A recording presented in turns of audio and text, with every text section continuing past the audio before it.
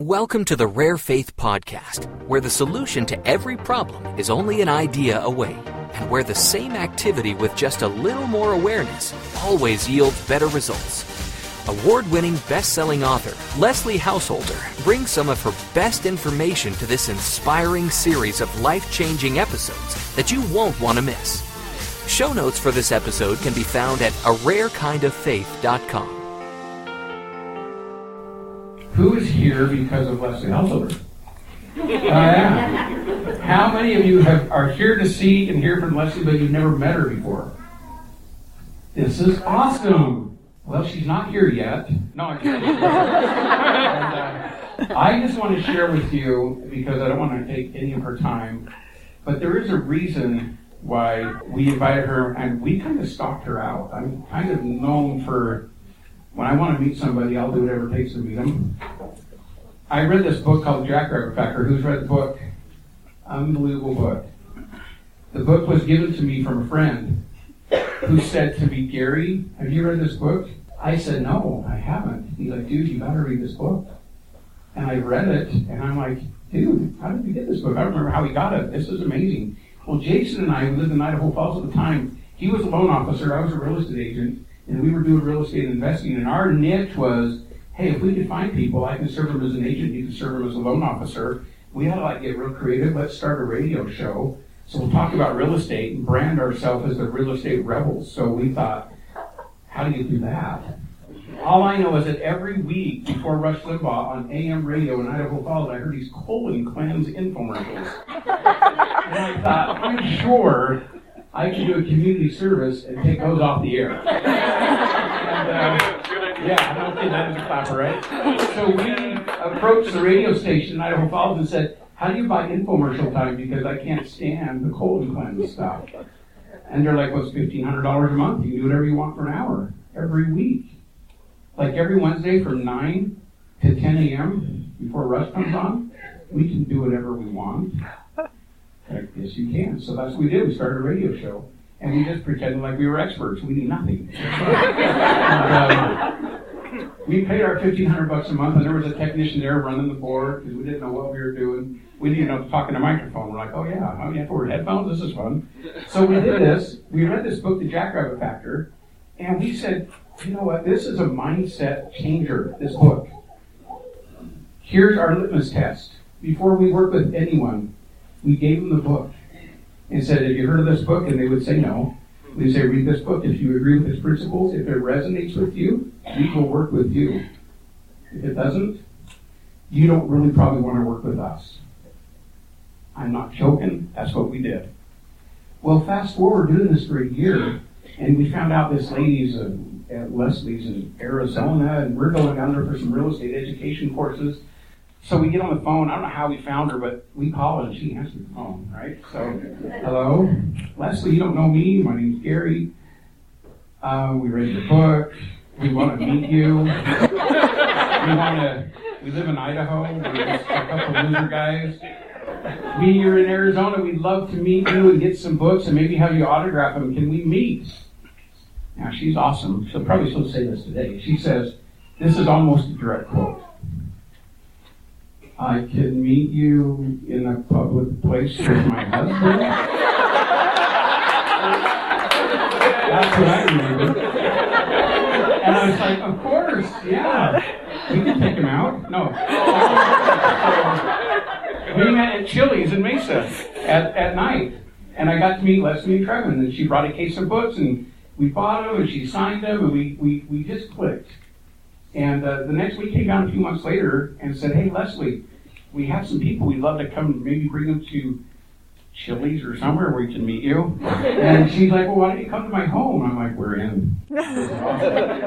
So we showed up with 30 people at her house. So it was kind of fun. She wasn't expecting that, and we weren't either, but it was kind of, word got out, and so we just showed up. And we were there till midnight, had a great time. She got her marker out and did a stickman presentation on her mirror in her dining room. And every single person there was touched, including me. And that led to having her on our radio show several times, and she'd come up to Idaho Falls. And as many of you know, she is definitely worth listening to. And the principles she learned and the principles that she teaches are life-altering. And as the Stromberg Women's Group, who I'm not speaking in behalf of, as the Stromberg Women's Group is studying books, her book came up, and they thought, let's see if we can get her to come here. We appreciate her time.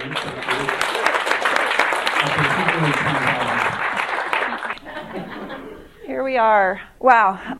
My mind has been racing for especially the last week, preparing for this meeting, because I have probably about 4 months full-time worth of stuff that I want to share with you. And so how do you pick from that much information, that many epiphanies that I've had that I just want to share so much? And so I brought this just kind of to help me stay focused enough that I don't go off on a tangent, and give you some of the most important things that I want to share with you tonight.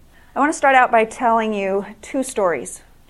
They are true stories, and I want you to just be thinking about, what do they have in common. The first one, I am in a group called Missionary Mamas on Facebook. I have a son in Texas right now, and it's been fun to be a part of that group, watching the stories that come through, and one of the stories really, really touched me. What happened was, one young man was in an airport.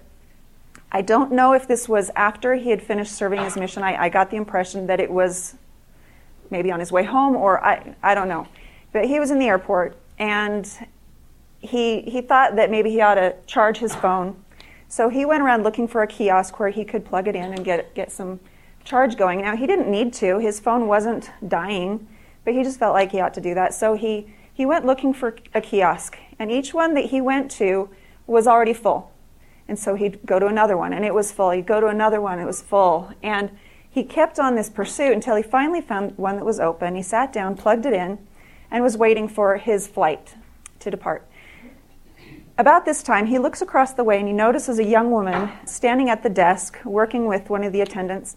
And she was frantic. She was in hysterics. She was visibly upset, speaking, trying to communicate, and all he could make of what she was saying was this word, Mongolian.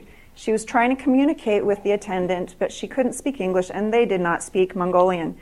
And he thought, well, I'll get my friend on the phone. I know someone who went on a mission where he had to learn Mongolian Chinese, and so he got him on the phone and said, hey, could you maybe help this poor young woman? And so he takes the phone over to her, and he reaches out and he says Mongolian, and she takes the phone and listens, and pretty soon she bursts into tears, and she starts crying again. He's like, what did he say? What did he say to her? And he's observing, and she's crying, and then she's working with the attendant, and then she's crying some more, and everything's fine, and she'd get her composure, and then she'd start crying again, and he was just confused. Finally, she gave the phone back to him, and he's like, John, what did you say to her? And his friend bursts into tears, and he's like, what? So confused, like the Twilight Zone. And finally, he got him to tell what had happened, and he said, she was having some trouble. We got the thing worked out, but I taught her and baptized her on my mission and her entire family. And they were able to solve the problem and this sweet reunion. And she was actually on her way to the MTC to become a missionary herself. So that's story number 1. Story number 2. My husband and I, we lived in California years ago. And we had a dream to move back to Arizona because that's where the family was and that's where we wanted to raise our children. And this was a dream that we were intent upon realizing at some point. And we had discovered the opportunity to invest in real estate, and we didn't have money. We were going in the hole each month. So when Chris says you don't have to have money to get started, I can attest to that. There are creative ways to get going. You've heard act as though, right? You've heard make the decision and then just go for it, trusting that things will work out as you go. Well, we had just discovered the principles. That if you know my story at all, this was in about the year 2000. And 2000 is when we had first been introduced to that stickman diagram that Gary talked about that was on our mirror, which I do have online. You can find me later and I'll tell you where to find that. It's a free video. We had just discovered these principles. My first experience with intentionally using the principles was I really wanted this big chunky headboard for one of the beds in my home. It had no headboard and it just looked so bare, and I wanted one of those big, something that would belong in this kind of a house, right? I had that in my mind, and I applied the principles. I chose to believe and just went about my life without worrying about it. One day I'm going into town and something says turn this way. Instead of going straight, both ways would get me to town, so I turned left. As I'm going down the hill, I come up again, and right onto the side of the road, out for the trash, was a big wooden chunky headboard. So I thought, man, if I can have a headboard, I want to move to Arizona. So we're going to just use the same principles and make it happen. So what do? We put our house up for sale. We went to Arizona. We found a house we wanted. We put it under contract pending the sale of this one. We had our goodbye party, we're acting as though he didn't have a job in Arizona, but he did have a job 2.5 hours away in Burbank. And we figured if he were to fly home, that's only 1 hour. So we figured we'd just move to Arizona and he could commute to Burbank in less time than it was taking him to drive to Apple Valley, California. And so that was our plan. We'd just let him commute that way. And because sometimes he was only coming home once a week anyway, and so the flight, it wasn't that. And that was back when Southwest was only like $39. That's changed. Anyway, timing is everything, right? We put our house up for sale. We're ready to go. We had the contract. We said our goodbyes. We were packing, and the house wouldn't sell. It wouldn't sell. It wouldn't sell. And we were operating on the principle that you do all you can do and trust that it'll meet you halfway, trust that things will work out, and it was just an absolute dead end.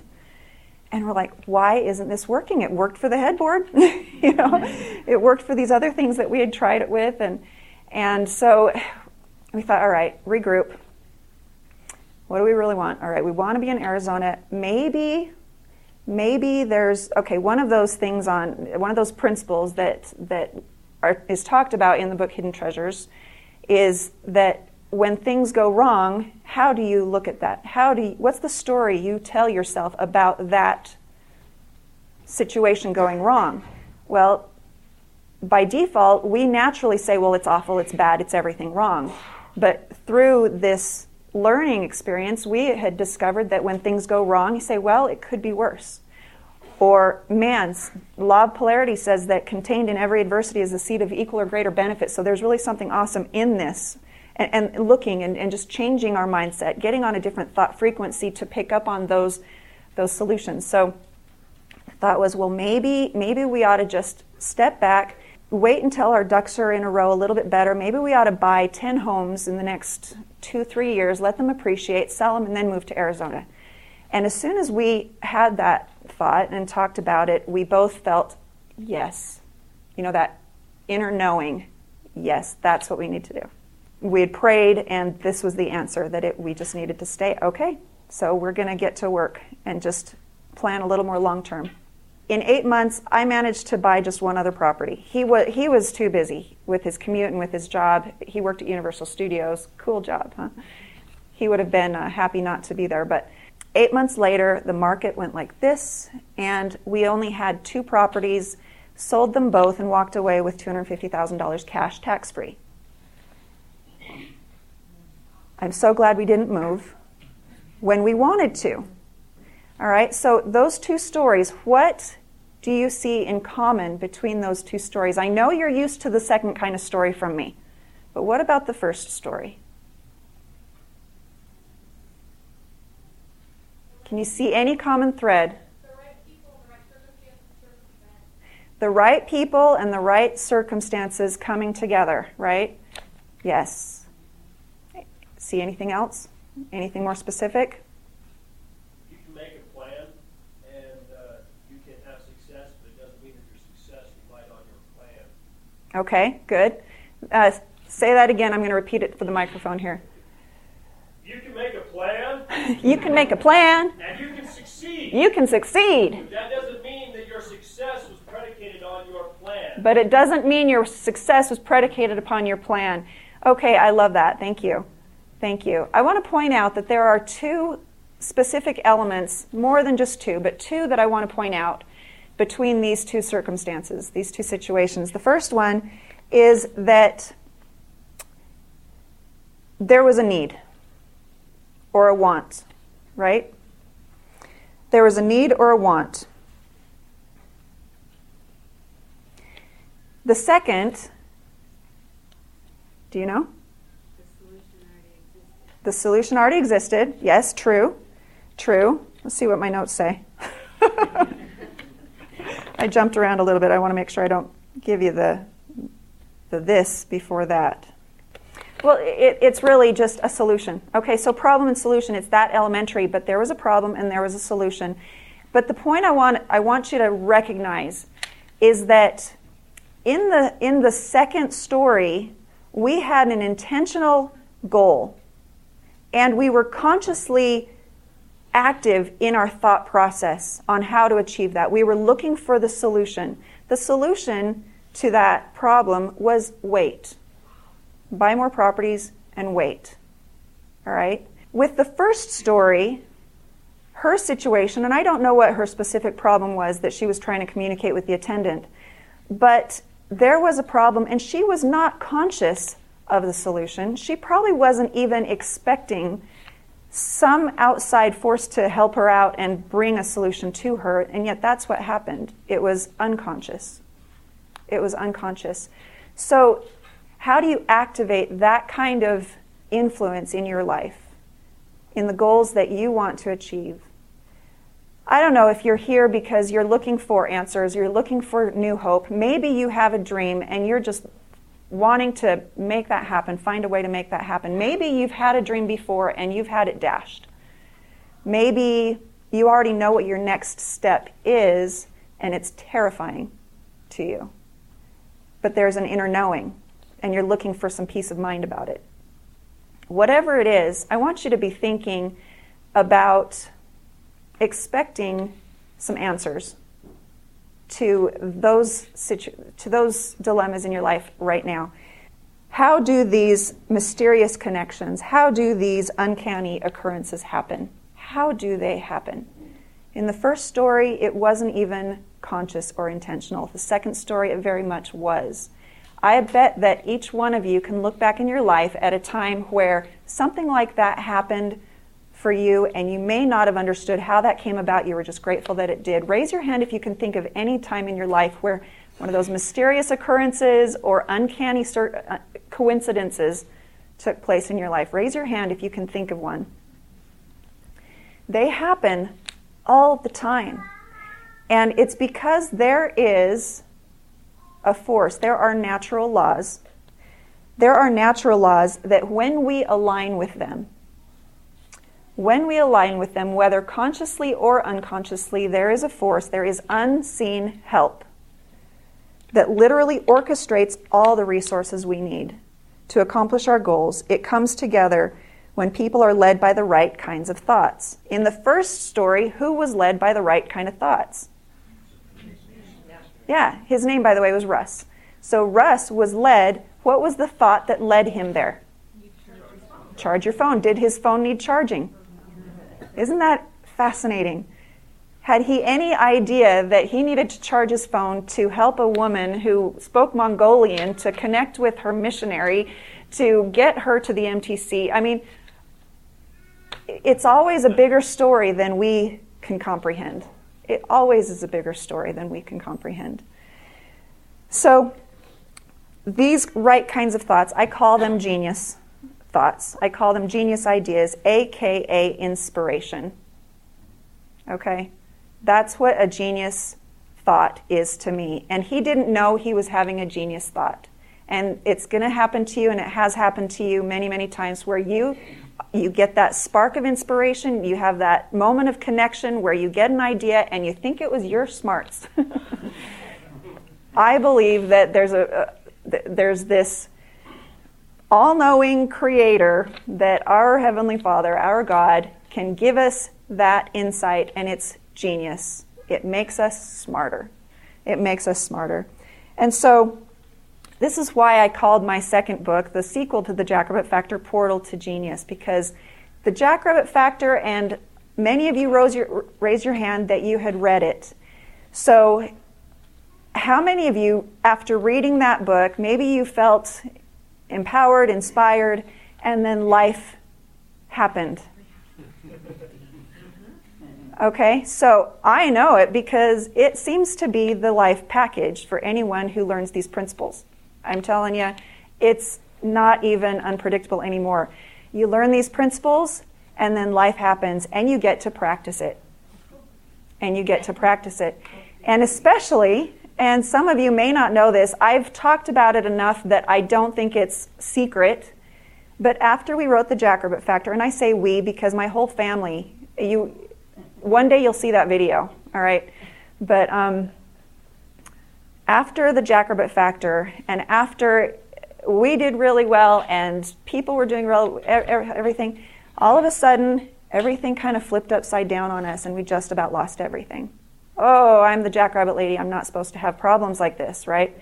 I went through a period of time where I was ashamed and embarrassed to speak because I thought, who am I to tell anyone how to succeed when our life is looking like such a wreck? I thought I had it bad before I discovered the principles.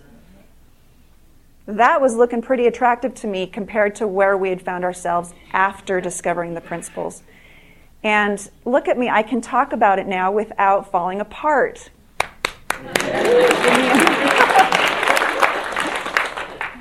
And so what was happening with me is that I was still teaching because there was still a demand for it. People are still wanting to hear about it. And I knew the principles were true, but I kept thinking, I can't do this. I feel like I need to issue a public apology, pull all the books off the shelves and say, I'm sorry, I think it's not true. But I knew it was true. And that's what made it even all the harder. And so I would say, all right, I am done. I'm going to quit. And this little voice in the back of my head kept saying, keep teaching. You don't make the principles true or false by how well you're living them. Okay, some of you may appreciate this, but there were... Do I dare say this? I don't know what kind.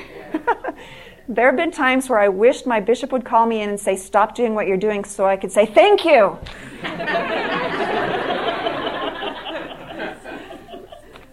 In fact, anyway, yeah, so I was feeling this obligation, but it wasn't fun anymore. In fact, because we had invested in a lot of wrong places that had turned south, and the business, my books and the seminars and everything, they were just growing, and it had been growing, but it wasn't fast enough to keep up with this mess that we'd created over here. And so, am I successful or not? I don't know. It was a mess. So, because of that, the teaching and the books, all of a sudden, was no longer my passion and what my contribution. Chris, where are you, Chris? Anyway, where he talks about get the money out of the way so you can fulfill your mission. I felt like it was my mission, but now I have to do it to help fix the problem. And it took all the fun out of it. And I remember the last big event that I did was at the Salt Palace, yeah. And afterwards, some of you may have been there. Afterwards, I had people coming up to me saying, "Are you okay?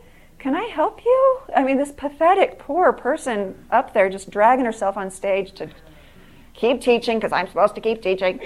Anyway, after that, I left and I bawled all the way to the airport. I'm like, I am exhausted. I can't do this anymore. I am done. And honestly, I am done, and I'm not even going to check in and see if that's okay this time. I'm not interested in what you have to say right now. I'm done. And so I did. I took a 3-year sabbatical. All right, so here's a question about those two stories.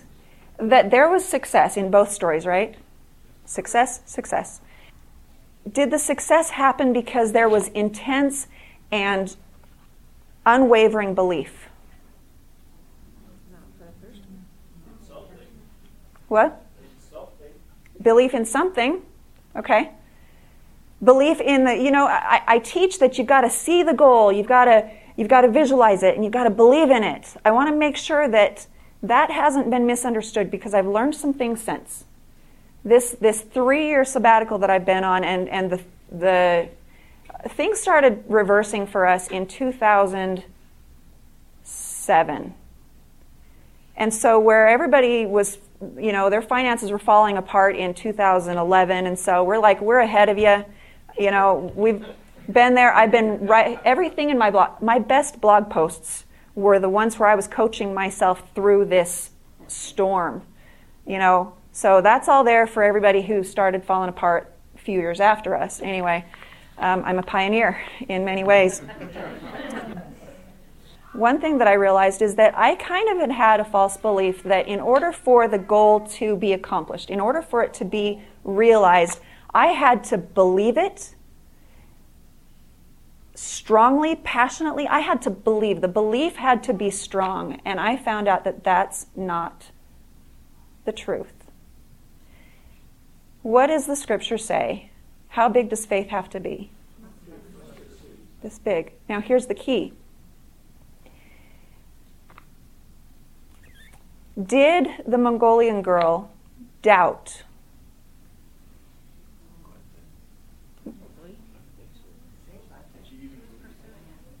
What did she doubt? What did she doubt that she would have this problem solved? She was probably pretty distressed, but she wasn't giving up. I mean, she wasn't done. She didn't just leave. She's like, this has to happen. It's not working, but it has to happen. And so she was a pit bull, tenacious, upset, frustrated. Anybody relate with those feelings? Okay? But it happened. Did she doubt? I can't imagine any part of that experience having room for doubt. I don't know, I'm not her. But the observation of how she went after that she didn't give up, and all the while she's doing this with an intention. What was her intention? Was her intention strong? It had to be, or she wouldn't have been emotionally charged on that. She had that, and all the while, what was going on behind the scenes? He's looking for a kiosk. So is it okay to be frustrated? Does it mean your goal's not going to happen because you're frustrated? Oh, heavens no. Okay, so here's the key. It doesn't have to be this declaration of, hey, I know it's going to happen. I mean, that may be there. That may be there. But the key isn't how big is your belief. The key is, are you keeping doubt away? How do you keep doubt away? When it nags on you. Here's the key. Write this one down if you've got something to write with. When you feel doubt, it's this simple. You say, it may or may not, but I choose to believe. Belief is a choice. Belief is, I'll believe if it's true. That's not how belief works. Belief, by definition, does not depend on whether or not something is true. Belief is a choice. So it's planting the seed and choosing to believe. So when doubt creeps in, okay, yeah, there may be something to that, but I'm choosing to believe. That's how simple that little shift can take place. An example of how the belief doesn't have to be what maybe we thought it was. So when we were young marrieds, we had 2 kids. For those of you who have seen the video, it's when we lived in that little apartment. It's the place where I called the cops on the kid who broke my broom. Remember that one? That's where my mindset was. And just this anxiety and, we don't have what we need. And, you broke my broom too. Now that's another problem. And, woe is me. So that's where my mindset was. It was there when I reflected back on all the seminar speakers over the 7 years who had said, who knows what they said? Dream. Picture what you want. Yeah.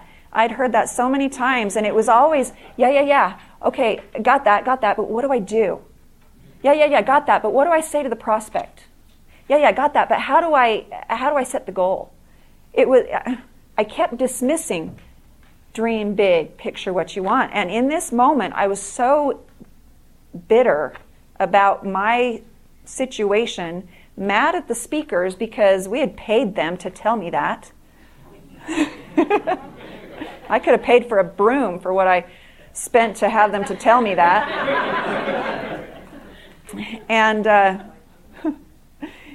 And so one day I snapped. I'm like, all right, picture what you want. Fine, I will. And so I went to bed. I checked out. I closed my eyes and I said, you know what? If life can't be the way I want it to be, I'm so sick of trying to make it that way. I'm just going to pretend like I have it in my head. This is where I'm going to live. La la la la la. And there was a piece of me that would say, oh, Leslie, you are so pathetic. Has it come to this? You're resorting to an escapist mentality. And I thought I was doing something wrong. How twisted is that? And so in that moment, I closed my eyes and I thought, all right, let's pretend like I have a house of my own. Because at the time we were in this little apartment. We were not smokers, but our neighbors were, and so they shared through the outlets. And, you know, this constant data input, 5 cents of stimulus telling me that I am in this awful, awful place that I don't want to be in. And me getting emotionally charged about it every time. So I'm picturing what I want. I want to be in a house. And I thought, well, all right, what would that be like? Oh, that was kind of hard. What would it feel like to be in a house of my own? How would that feel different than this? And I really puzzled it. I thought, how would that feel? Well, in order to feel it, I have to imagine it to where I think it's really happening, or those feelings won't come. So I thought, I want to know how that would feel. So I'm going to pretend like it's, all right, so I'm coming home. Let's say I'm coming home with the groceries, and I open the door, and it's my home. I walk in, and the kids come running up from behind me, and they run, and then they run around this way, because every house with kids has to have a run around. My mom taught me that. And so they've got this run, and I thought, oh, I kind of enjoyed it for a few minutes. And then life happened, and I got back to it, and kids needed to be fed, and and that was that. A year later, we were living that. Remember, we had been hitting our heads against the wall for 7 years. And a year later, we were living that. And I didn't put it together. I didn't put it together for 2 more years when I saw that stickman diagram that's on my video that Gary talked about, where I got it. And I'm like, oh my goodness, I did that. I planted a seed. There is a force, unseen help, that literally orchestrates all the resources I need to accomplish my goals. And, I had something to ponder, And I thought, I did that. That's what I did. And I thought I was doing something wrong. Oh my goodness. And here's what I learned from that. Did I doubt? Between that time where I imagined it and then went back to my life and then it was our reality, did I doubt? Let me ask it this way. So I pictured what I wanted, I imagined it, I dreamt big, I felt it. Did I check in on that the next day saying, I wonder if that worked? I didn't.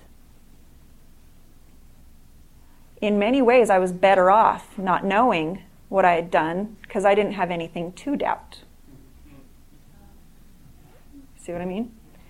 I didn't have anything to doubt. So unfortunately, all y'all are conscious now. And so that fighting doubt is going to have to be a choice. But when you do what I just described, you are planting a seed that literally orchestrates all the resources you need to accomplish your goal. And how does it come about? It comes about through those inspired genius thoughts that lead you or someone else to be at the right place at the right time for those things to happen. Is this cool? Woo!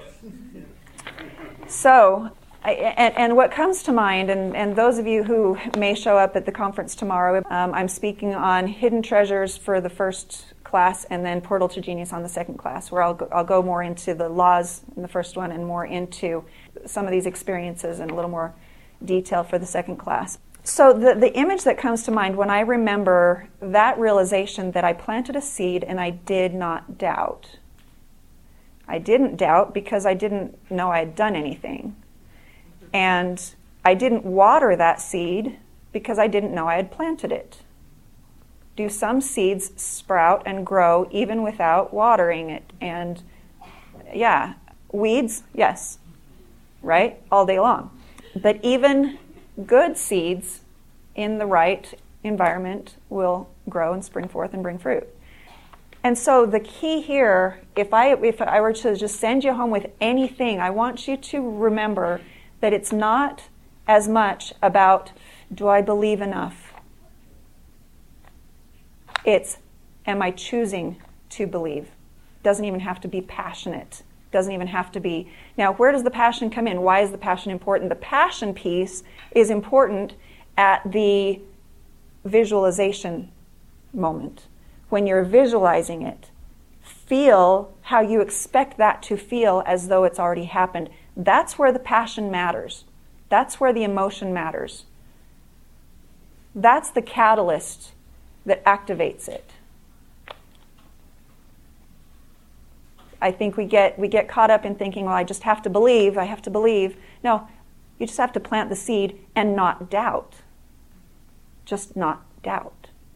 And it's, if I say not doubt, you don't want to focus on what you don't want to have, and that's why I say choose to believe. That's the opposite. So what happens, all right, if these laws are in effect all the time, whether or not we understand them, whether or not we're conscious of them, they're always in force. And sometimes we align with them without even meaning to or knowing it, and then we participate in these miracles. We participate. How many of you have shown up for your friend just at the right time? You participate in it all the time. And so as we learn and understand them, as our awareness grows, we can do it with more intention. We can be a little more specific in what we are trying to create in our life.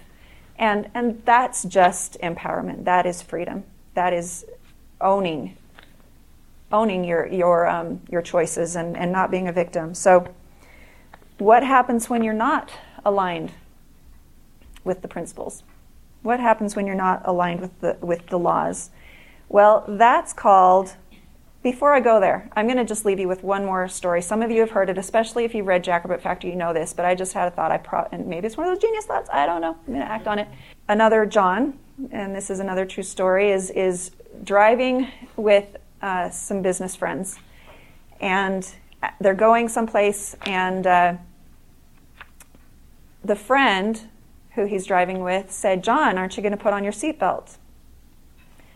And John said, well, why? Are we going to get in a crash? And his answer was, well, no, John, but seatbelts save lives. And he's like, no, they don't. And he's like, well, no, John, what are you talking about? Of course they save lives. Look, I'm telling you, my family, we were driving down the street, and we were all having a good time, and something told me to make sure they all had their seatbelts on, so I did, and we all buckled up, and then we rounded a corner, and it was a head-on collision. So seatbelts save lives. And John said, no, it's not the seatbelts that saved your life. It's whatever told you to put it on that saved your life. And that's what we're talking about. That's the portal to genius, is living in such a way that that's there at those right times to tell you, don't sell. What could we have done in California? We could have dropped the price to make that sale. because we're adamant we're going to get ourselves to Arizona. We are on a deadline. I set the date that we would accomplish it by this date, and we're going to just do it. But that thought said, just wait.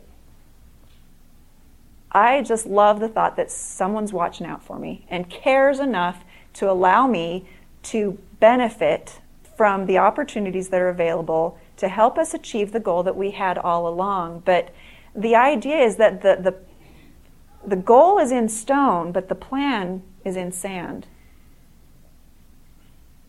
The plan may change, right? The plan may change, and you got to be open to that. And that's why when I coach people on how to choose, what do you focus on first? What goal should you set? Well, where are you trying to go? What's that vision that you can see, that you're creating, that you're trying to go after? And we back it up, and you're like, okay, well, that's the goal. What's your plan? Well, my plan is that I've got to put these people in place right here. And so I'm looking for these people. Maybe I'm a business owner and I'm hiring, and then I want to have a team of these people with these qualities and whatnot. Okay, all right. So you go down that road and you hit a block, and then you get to step back and say, well, maybe there's a different way to go about this. And so that hasn't changed, but the way to get there may, and that's okay. So back to what happens when you're not aligned with the laws. To not be aligned with the laws, because remember, you can be aligned with them and not know it. And would you say that maybe there's some times that we're not aligned with them? If bad things are happening in your life, does that mean you're not aligned with them? Maybe, but not necessarily. You know, that's one of those things where how you choose to think about what's going on is more important than what is actually going on. And that's why mindset training is so important. That's why understanding how to think when you don't know how to think is so important. It makes me think back to before I learned all these things, before I woke up to what I was doing to myself by the way I was thinking. I remember, I don't know what it was, maybe we had bounced another check. And I get this notice, I'm like, oh, what am I supposed to think about this? I remember that, okay, I think that was one of those genius thoughts planted in my head to even wonder, what am I supposed to think about this? Because instinctively I knew that if I could just think right about it, everything would work itself out. How did I know that? It resonates. There's something about that just seems true. But that was the thought that came to me. And I look back now and I look at when that happened in my life's journey, and had I any idea where my life was going to go and that I was going to end up writing Jackrabbit Factor and doing all these things, all about how to think when you don't know what to think, because if you think right, everything else is going to work itself out. You stay aligned with the principles. You're in alignment with the laws. So I keep setting this up, but when you're not aligned, you are busy but not productive. Do you ever feel busy but not productive? Okay, that's an indicator, something to be aware of. And so if you're finding yourself feeling busy but not productive, what's something you can stop and do right then and there? Ground? Get grounded? Uh-huh. What does that look like? What does it look like to get grounded? What does that mean? This is really, really specific. Okay. Okay, so aligning chakras, meditation. Do something from your procrastination list. Do something from the procrastination list, okay? The action if you're feeling busy but not productive. Well, but you got to be careful on whether that's busy. There is one thing you can do that will ensure that what you do after you're done with this one thing, you will be productive. What is that? Pray, okay. Pray in a certain way. Help me out, guys. Grateful, ask. Okay, come on. I just spent, does that clock work? It's not moving. Man, I still have, what time is it? 9:21. Okay. I'm like, that's been 8:10 this whole time. Time warps. I believe in them, but that was weird. Praying with unwavering faith or without doubt that something will happen. Okay. Ask for guidance. These are all good, and this is all what every one of you are doing, right? There's a better answer. Ha! Stand up. Stand up. Say it again. I picture my goal again. But do you just picture it? Oh, pictured it moving on. What do you do? I feel the emotion again. Okay. Thank you.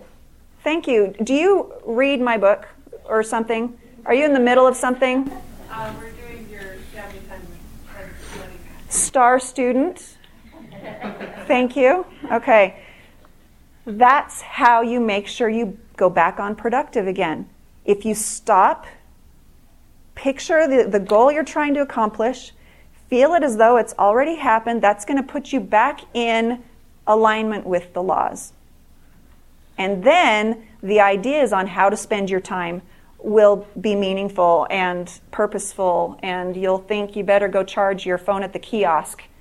You know what I'm saying? So that, and I'm not discounting prayer, but think about it. For those of you who pray, how can you marry what we just said with prayer? Picture it while you're praying. Be thankful for it before it's yours. I'm getting chills. This is truth. And I remember, yeah. I just want to say that with learning all these laws, it hit me so strongly where it talks about pray with real intent. Pray with real intent. Means you are focused on your goals. It's expectation. And all that. Yes, that you are focused. Now, here's how I used to pray. Oh, Heavenly Father, please send us something. We just need money, because if there's no money, at the end of the month, there's going to be this huge disaster, and it's going to be huge and scary, and oh my gosh, you know what so-and-so's going to say if we don't come through with this money? What was I doing? What was he probably doing? It's like, it's right here. I've got it for you. Come on. You know, get lined up a little bit here. Picture it. See it done. Be grateful for it. Feel it as though it's more, and ask. That's a prayer. I don't know what you call what I was doing before. I think it was just whining. Someone had a hand up over here. No? All right. So let me give you an example. Yeah.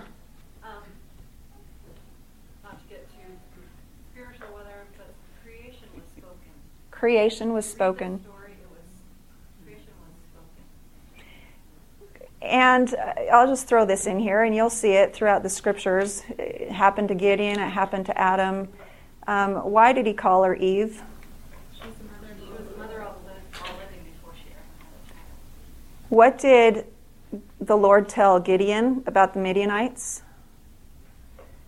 And I have delivered them into your hands.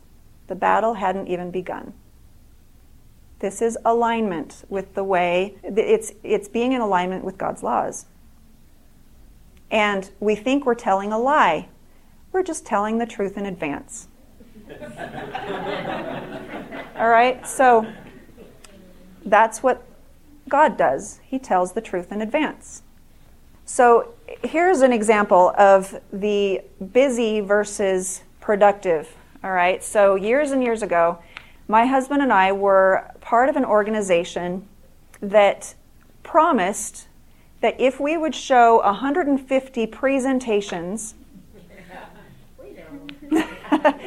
if we showed just 150 presentations, we would be making $2,000 a month residual income. Nobody had ever done 150 presentations without making that kind of money, and that would have retired us at the time. And so we thought, great, we'll get a sheet of paper and make 150 squares on that sheet of paper, and every time we show a presentation, we'll put a smiley face sticker on it. Because we know that when that's filled out, what are we making? Yes, we're on our way, and we filled it out, and we weren't making a dime. Okay, maybe $43. But, and some free product.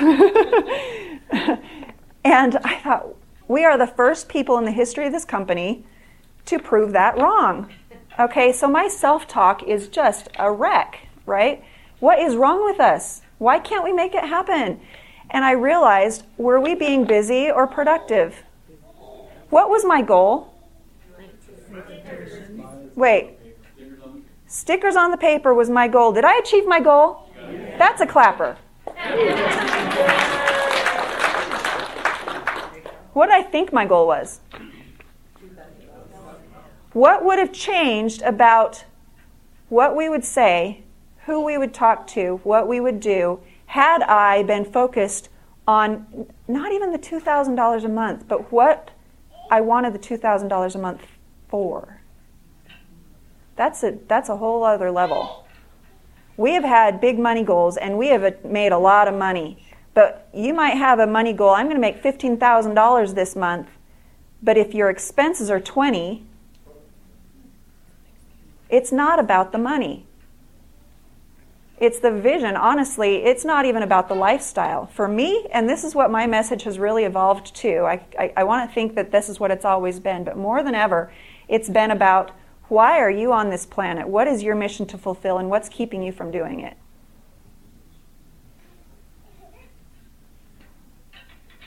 So had we been able to somehow create some kind of a visual representation of our success, and had we allowed ourselves to feel what would that feel like, and then choose to believe, had we done all of that, do you think maybe we would have attracted different kinds of people to show presentations too? Not that they're better kinds of people, but what if they're the kind of people that wanted what we had to sell? There's a novel idea. What we were finding were people who were kind enough to let us show them a presentation. Busy or productive? What's that? Get you a sticker. Get me a sticker. I want a sticker. Do you think that if you were to apply and actually do what we're talking about tonight, that even your next week may look different? Is it time-consuming to do what I'm talking about?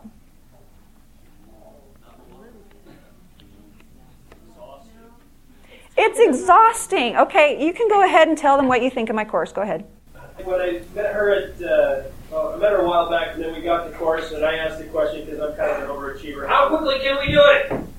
And it's a 12-week course, and most people take 24 weeks. Or a year. And it takes us 3 days to get through one lesson because it's so exhausting. Because she asks the questions that make you look inside because you want to win so badly. You want this to work in your life. And so you really dig deep down inside your gut, and you pull it out, and you write it down on paper, and you read it, and you look at one another, and then you fall asleep. But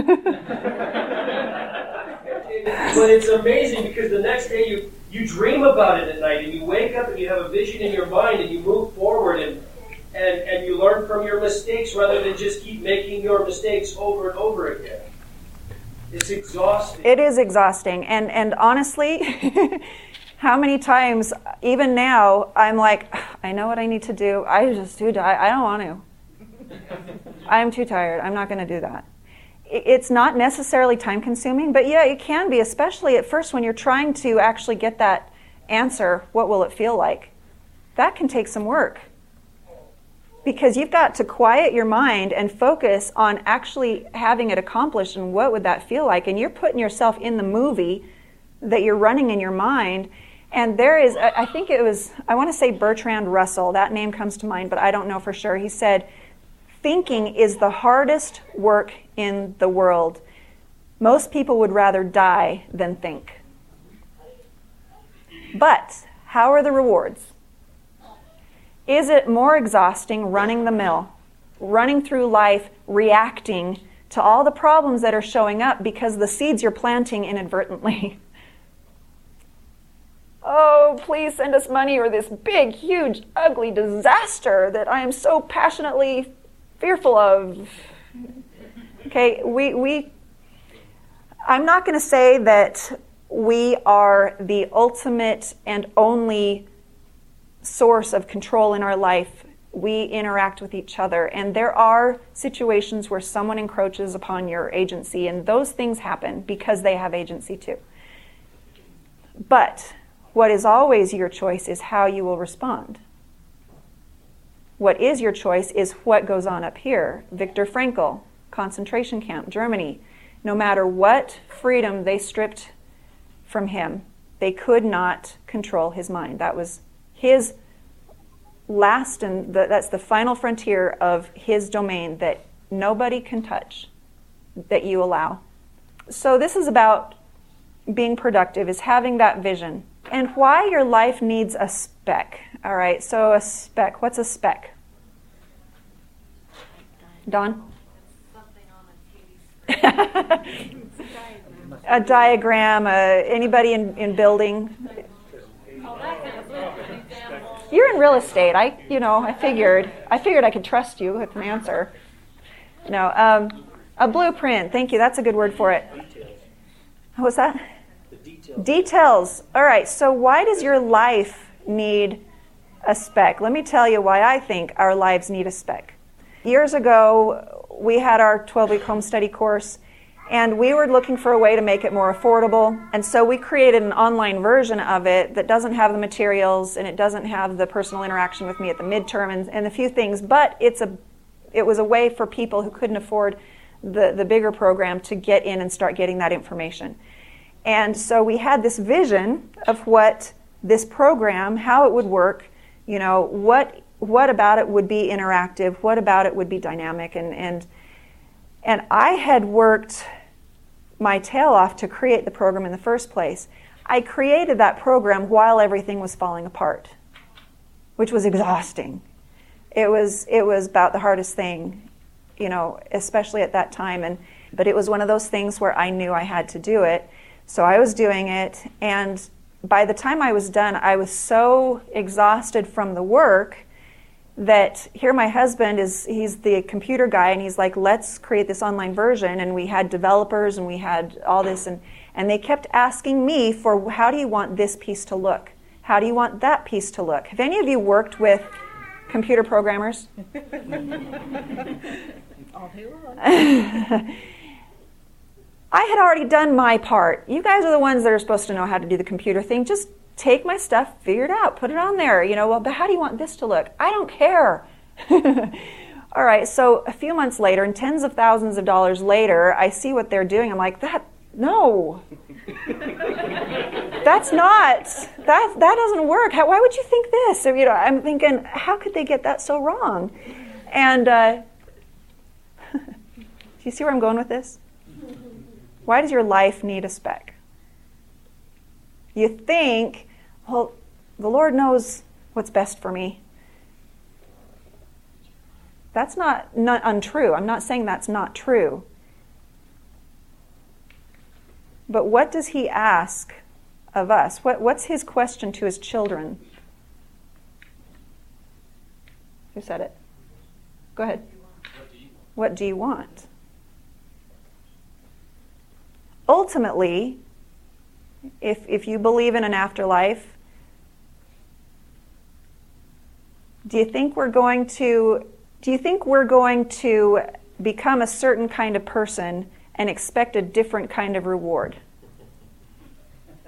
We'd love that. Wouldn't that be nice? I don't know. The point is what you want is more within your control than you may have thought. And when it comes down to, well, I don't want to make a choice that isn't good for me. I don't want to make a choice that isn't right for me. Absolutely. I totally agree with that.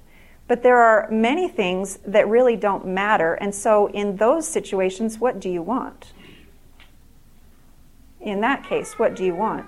So if you are leaving it up to your fate, or if you're leaving it up to whatever, really you are in alignment with the laws, with a certain way of thinking, and you will receive what that way of thinking produces. And so it's just smart to gain awareness. If you don't have a spec, you get the default. And what I learned through this process was that I didn't like the default, and I didn't know that it wasn't going to be just what I saw in my head. Here's the thing, I saw it in my head, but when I tried to convey that to the unseen help, which it was unseen, they were in India. My unseen help was in India. That communication, there's got to be a communication between what you see and the help, that which orchestrates the things you need to accomplish it.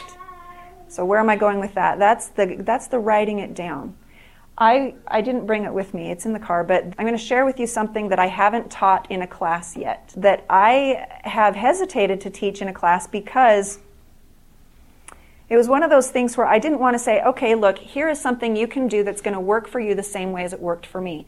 I haven't been ready to say that, and I'm not even ready to say that now, because I did what came to my head in a time where I needed an answer, and that was a journal.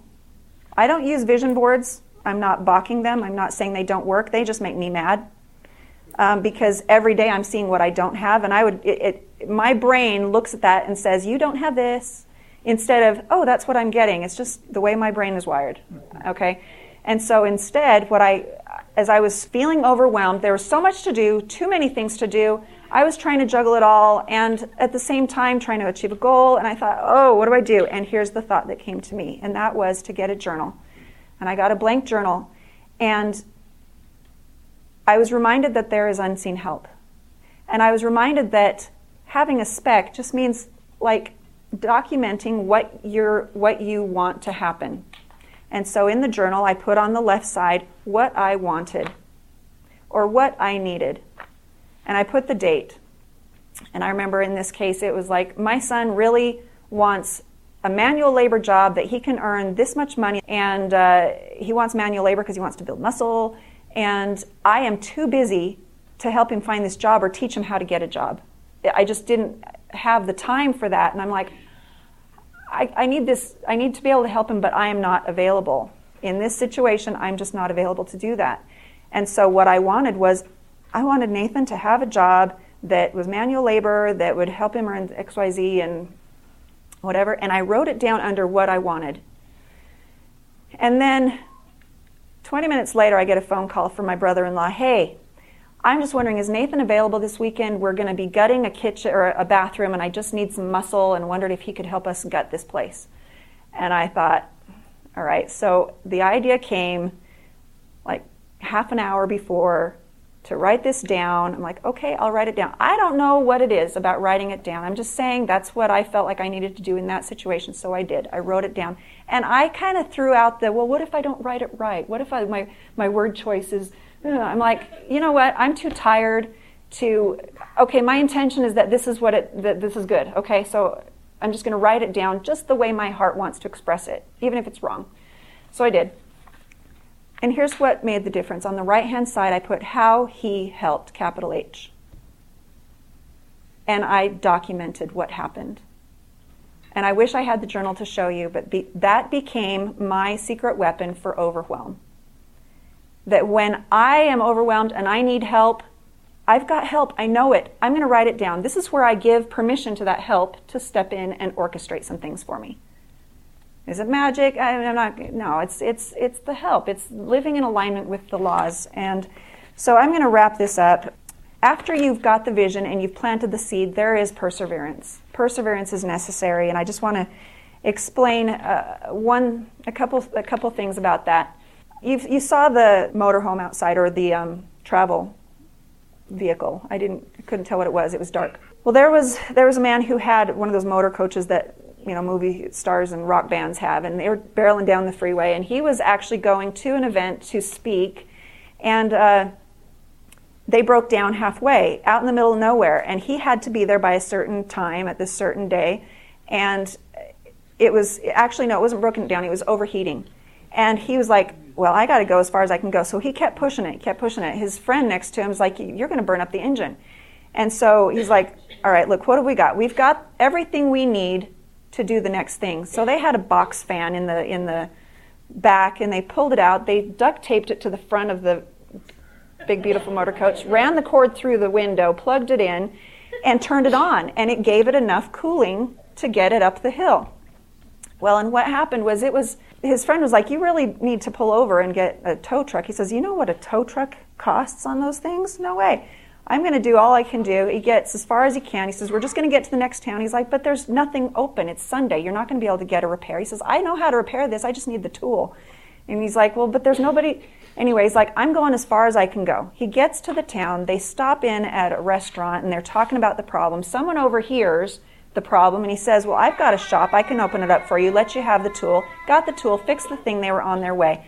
And the point he made was his solution was in that town all along. And he just had to go that far. And so perseverance is important. That if you don't have what you need, you go as far as you can go. You don't have maybe everything you need, but you have air to breathe right now. You have what you need to take the next step.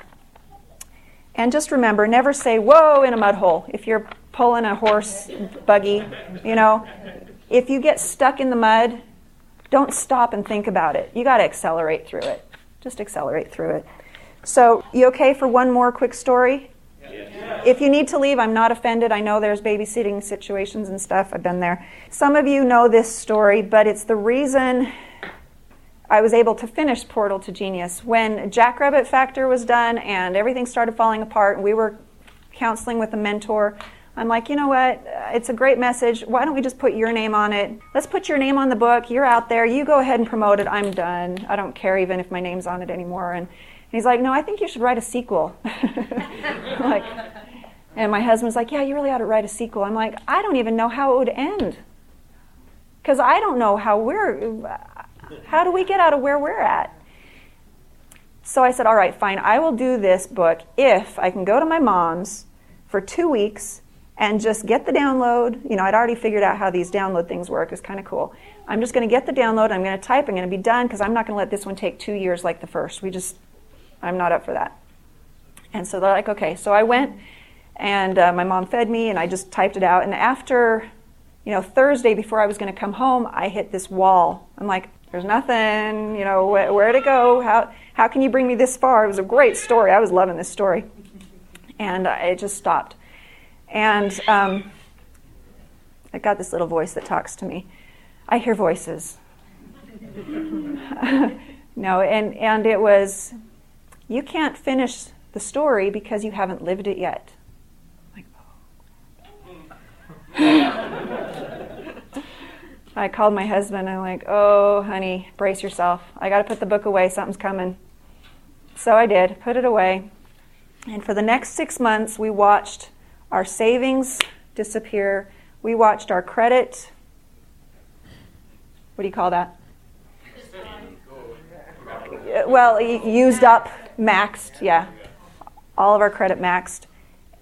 My husband, by the way, had quit his job 5 years before, because we were making such good money. And so we had about $15,000 coming due in the next 2 weeks and no paycheck in sight. And this was what I had kind of been fearing in the back of my head for 2 years. I'm like, what are we going to do if we run out of money? Have you ever wondered, what are we going to do if we run out of money? All right, well, I'll tell you. So we're down to $200 in the bank. I've got 7 kids at home.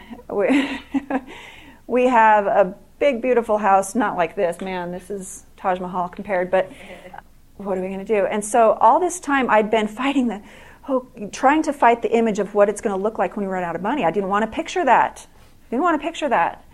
And there we were. And so with about $200 left in the bank, it was like our anniversary weekend. I'm like, honey, could we just go out to eat? We hadn't let ourselves for a year, trying to pinch pennies. And could we just go out to eat and pretend like everything's okay for just a couple hours? He's like, what the heck? When you're up to your neck and it doesn't hurt to, but anyway, that's an old farmer joke, and I'm not supposed to. You got it. So we did. We went out to dinner, and we're at the restaurant, and we're like, okay, are we going to have this figured out 10 years from now? What's our life going to look like in 10 years? Oh, sure, yeah, we'll have it figured out by then. Okay, what are we going to be doing in 10 years? Are we going to still be teaching this stuff? Oh, sure. Yeah, that's what we do. I mean, this is, yeah. And imagine, what are we going to be? And we started dreaming again. And we knew what we were doing, and we were doing it on purpose. We were just letting ourselves intentionally imagine what it's going to be like. Did we know how it was going to work out this month? Heck no. No clue. But 10 years from now, surely we're going to have it figured out by then. So that's where we put our heads. Sometimes if the immediate problem is too close, you just zoom out and look at something a little farther away and dream on that. And so we did that. And after it was over, we paid the bill, and we're going out to the car, and he's opening my door, and we hear this noise, and we turn around, and the waiter is running after us. It's like, just a minute. And we're like, what? And he's waving this thing. He's like, the manager says that because it's your anniversary, the meal's on us. We look at each other, and we're like, that's the key. We have to live there, and everything you need will be there as you need it. And I tell you, our experience after, and by the way, I knew the ending of the story, and that's not the ending of the story, but that is in the story. Richard and Felicity have a restaurant moment. No, actually, that wasn't Richard and Felicity. I can't remember. Was it? Okay, thank you.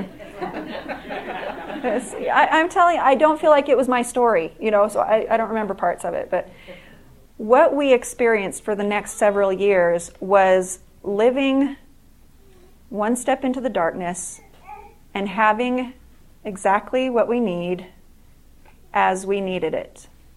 And it taught me a different kind of faith than what I thought I had learned with the Jackrabbit Factor. With the Jackrabbit Factor, it was, you can do anything, you can have anything, just picture it, believe it. And it was this, I feel like the message has grown up. I feel like I have learned, okay, yeah, you're right, you can create anything. You can make all the money you want. But the Portal to Genius piece brings in a little more of the, what's your purpose? And if you need $5 billion to accomplish your purpose, Jackrabbit Factor principles will get it to you. Because you'll learn to be in alignment with that unseen help and the laws that provide. But if you don't, then why set the goal for it? You will have sufficient. And when you learn to live with sufficient, abundance flows in a different way than before. And the fear, it's like that experience burned the fear out of us. We don't fear like we used to. And sometimes it's going through the experience of losing almost everything to find out that you're actually okay. What you thought was going to be awful really wasn't that bad. And so, no, I mean, it was bad. It was bad. But we were alive. You know what I mean? It wasn't fatal. So I'm going to leave you with this. A little acorn wants to become all that its blueprint promises that it can be. It is meant to become a grand and mighty oak, but for now it is only a simple nut dangling from a stem. It hangs on the parent tree and reaches high, wanting to see the grand views and sweep the vast sky with broad branches. It wants to experience the fluttering of leaves and the swaying of limbs, but alas, it can barely feel the breeze, slowed by the shelter of its protecting parent. Finally, the parent hears its cry and says, "Yes, little seed, I have great plans for you. You will scrape the sky and sway in the wind, and the view will be glorious. You'll provide a home for many creatures, giving shelter and food. Your friends will be many. Your influence will be vast, and you will be great and happy."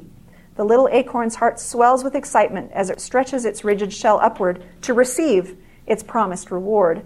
But instead of enjoying the exhilaration of greatness, it is shaken from the tree and takes a long, hard fall, landing with nothing more than a slight thud. In fact, there is no apparent compassion or understanding, since its terrible fall seems to go unnoticed. Its very world seems to have crashed down, and yet time marches on for everything else around it. The tiny acorn soon finds itself trampled upon, with dirt kicked rudely upon it. Eventually, it's completely buried in the dark and alone. "Have you forgotten me?" he cries, but there's no answer. No explanation, no reprieve. Instead of rescue, The rain begins to pour, and at once the buried seed believes it just may drown as well. It tries to throw its weight one way and then the other to force its way out of the ground or to find its way back to the tree, but nothing changes. It is as though it is trapped and cannot escape its doom. Weary of the fight, it surrenders to its fate, holding still with a sigh. The elements around it take notice of its calmed demeanor and begin to respond to its mere presence there. In fact, without any more futile struggle, it begins to notice that there is a subtle change taking place within itself. It discovers that as it remains calm, it actually already has all it needs right there in its immediate environment. It hasn't perished from being cut off from its parent, as it feared it might.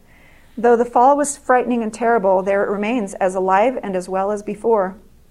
No, it has not perished. Rather, it has sprouted new parts of itself from within that it didn't even know it could sprout. And the little seed begins to experience the joy that always accompanies growth and soul expansion. Though it hasn't achieved its ultimate goal, it feels good enough just to grow. After that temporary period of loneliness and fear, soon the seedling has broken through the crust of earth and can finally see the goal again, though it has never appeared to be so far away as it is now. However, in truth, it has never been closer. Be patient, little seed. You were created for the greatness that is in store for you. Allow yourself time to develop roots and keep reaching for the sun. Trust God, and success is inevitable. All you need to accomplish the goal will be yours in the right time. Remember, peace, be still. Doubt not, fear not. Those are the things that keep you in alignment, and those uncanny, mysterious, miraculous, you will have stories to tell. Just remember that the solution to every problem is only an idea away, and your next step, what to do, what to say, will be clear when your vision is clear. And so I've got the Hidden Treasures book. It's the one that talks about the laws. The Jackrabbit Factors to help you get the vision. I just want to thank you for being here, and I'm going to be able to stay just for a little bit if there's questions. How blessed we are to be here tonight at a very special event where Leslie decided that she was willing to come and teach again. And it may be the last time, no promises. But we got to have that wonderful experience, and I am so grateful. Thank you for blessing all of us tonight. And we love you. Thank you for coming, and I appreciate it.